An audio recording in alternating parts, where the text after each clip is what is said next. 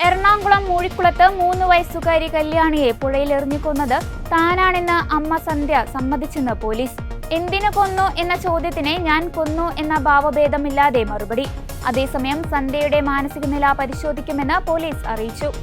സന്ധ്യയ്ക്ക് മാനസിക പ്രശ്നമില്ലെന്നും മുൻപും കുട്ടിയെ ഉപദ്രവിച്ചിട്ടുണ്ടെന്നും കുട്ടിയുടെ അച്ഛൻ സുഭാഷ് പറഞ്ഞു.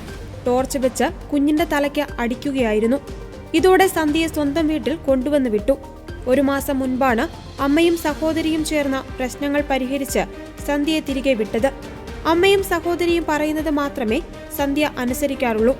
ഇന്നലെ വൈകിട്ട് താൻ സന്ധ്യയെ വിളിച്ചിരുന്നു. 3:30 വിളിച്ചപ്പോൾ കുക്കറിന്റെ വാഷർ വാങ്ങണമെന്ന് പറഞ്ഞു. വീട്ടിലെത്തിയപ്പോൾ സന്ധ്യയെ കണ്ടില്ല. വിളിച്ചപ്പോൾ മൂഴിക്കുളത്താണെന്ന് പറഞ്ഞു. അവളുടെ വീട്ടിലേക്ക് വിളിച്ചപ്പോൾ അവിടെ എത്തിയില്ലെന്ന് പറഞ്ഞു.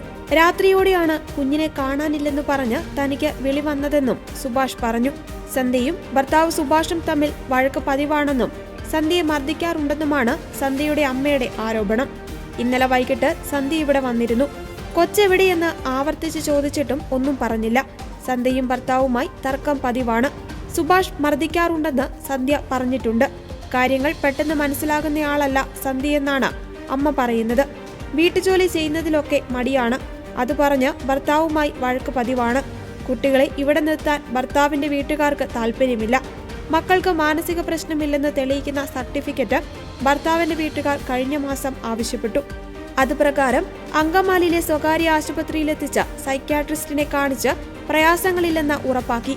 കൊല്ലപ്പെട്ട 3 വയസ്സുകാരിയുടെ ഇൻക്വസ്റ്റ് നടപടി തുടങ്ങി. പോസ്റ്റ്മോർട്ടം കളമശ്ശേരി മെഡിക്കൽ കോളേജിലാണ് നടക്കുക.